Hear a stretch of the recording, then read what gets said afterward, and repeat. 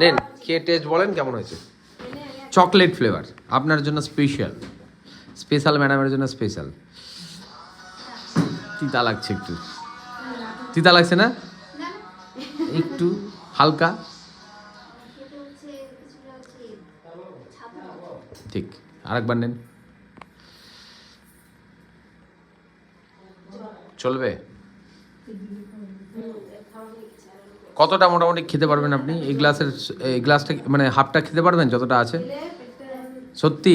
খেয়ে নেন খেয়ে নেন খেয়ে নেন, একটু বেশি তাড়াতাড়ি খেয়ে না, আবার বমি বমি পাবে।